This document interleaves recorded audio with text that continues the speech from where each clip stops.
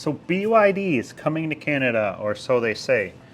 It's been all over the news the last like 20 hours or so that BYD is rumored to come here, and now we have some little bit more official documents that have slipped through in Ottawa. Potentially a partnership with Uber and getting 100,000 BYD vehicles out to Uber drivers. So BYD is looking to enter the Canadian market. I think they will. Let's take a look at the BYD Seal, which competes very closely with the Tesla Model 3. For those of you who don't know, in the Tesla Model 3 rear-wheel drive that I have, as well as the Model Y rear-wheel drive that I have, they both have the BYD battery in it. We know that the battery tech can be trusted. BYD is a Chinese company, and they are actually the highest producing electric vehicle slash hybrid vehicle manufacturer in the world. They took that spot at the end of 2023 there, so they are making waves in the electric vehicle market, and they're looking to get into the USA, which I think coming here into Canada is that stepping stone to enter the USA. BYD is all over the place. There was actually one just spotted here in Toronto recently at someone's house. They had driven it from Mexico. There's tons of BYD vehicles there in Mexico. As well, just diving in here mid-edit, there was a BYD with manufacturer plates spotted here in Toronto area. So BYD is definitely coming to Canada, and it's only a matter of time before we start seeing more and more things going on with it. So stay tuned, subscribe to the channel for more updates. So let's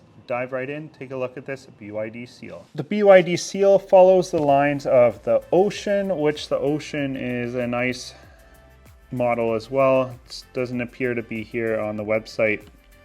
Maybe I'll pop a picture up here on the screen. It's definitely nice. Inside, I gotta say, looks way nicer than the Tesla Model 3, but I haven't been in one. Haven't been able to test that out, but you've got the screen in front of you for those of you that missed that, although you can use the test logic, link in description below if you've got a Model 3 to get that in there. But yeah, it follows along a little bit of the design cues of the Tesla Model 3 with a big center screen, which is becoming prevalent in a lot of newer vehicles anyways nowadays. But you have more buttons and things like that. It's all there. 15.6 inch screen, surround sound, lots of speakers, the panoramic sunroof, which the difference between the Model 3 and this is you don't have a bar obstructing your view. The Model Y has the full screen or the full windscreen above, just like this. But in the Model 3, you've got a bar blocking it off. Immersive driving theater, so you've got 12 state-of-the-art speakers, so they got a little bit more than the base model of the Model 3. But yeah, still 12 speakers, that's good. Integrated sports seats, those seats do look very comfortable, so that's something that I want to test out. I definitely want to test drive this car.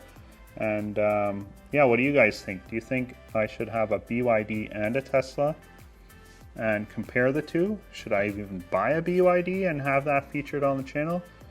Let me know in the comments below, and like and subscribe to this video if you're watching it and enjoying it. It's going to be a lot more BYD Tesla comparisons and things like that, test drives of it, as well as I'll let you know when they actually do get into Canada and what that looks like and kind of how things are going on along those lines. Storage, front storage capacity looks like it's less than the Model 3 and Model Y, but again, something I can compare. Charging speeds, it sounds like based off of other videos I've seen that it's pretty comparable to Tesla anyways. I mean, the same battery is in the Model 3, same company makes that battery, so yeah. Four-wheel drive version goes 0 to 100 in 3.8 seconds. If you guys care, you can take a look at the rest of this stuff here on the screen as I scroll through.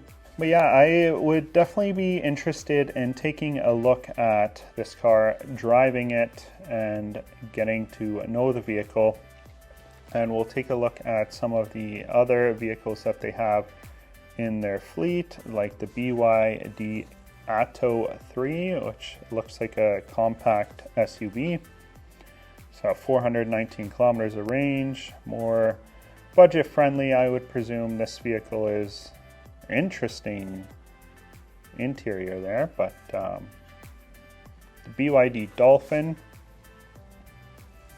which is another subcompact car, 427 kilometers of range. The BYD Han, that one goes 662 kilometers of range. That is incredible. So this one would compete more with the Model S, I would probably say. Oh wow, that's a like Mercedes style interior right there. That's nice.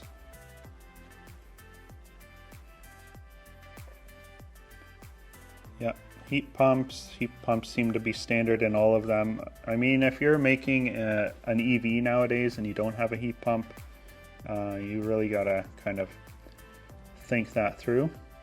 So the Seal U, which is the SUV version, basically a Model Y comparison, 500 kilometers of range. 18-inch. Oh, we can kind of spec it. Check out some of the colors here. Colors are all very neutral kind of looking. Interior nice and clean. Again, big screen. I do like that lighter colored interior. It's a nice light colored interior. Oh, rotatable screen, kind of like the Model X and the Model S. We skipped this. Oh no, sorry, we did that earlier. We'll hop over to the BYD Tang now. Tang has 530 kilometers of range. Yeah. So what do you guys think of these vehicles? Are you interested in BYD? Are you worried that they're coming here into the Canadian market? Are you not worried? I think it's healthy to bring in more electric vehicle competition. It continues to spur the growth of the manufacturers. Hopefully, it'll also lead to some more factories and jobs here directly for the Canadian people that are living here. And we'll see if that's the gateway into the USA, if they can open up some factories here in the future, build out some vehicles here, ship them down into the States. We'll see kind of how that all plays out over the years. BYD is coming to Canada and I'm looking forward to it, looking forward to driving a vehicle, let you guys know my thoughts on them. And if you're interested in learning more about Tesla Model 3 and Model Y, I've got both the rear-wheel drive versions. Doing a nice long trip down into Florida with the Model Y rear-wheel drive, and that's coming up soon. Be making more videos on that. I did do a trip previously with just my wife and I with the Model Y rear-wheel drive earlier this year, which I've got a couple videos here on the channel. It locked us out of using superchargers. But I'm going to do it again with the kids, see how that goes, and see if my charging experience is different, because last time I had issues with the Tesla charging network, which I know is not very common, but it happened. So yeah, stay tuned for those videos. Subscribe to the channel if you're new, and thank you so much for supporting the channel and buying things with the affiliate links. That pretty much is the only way that this channel produces any sort of revenue for me, and it allows me to make more videos.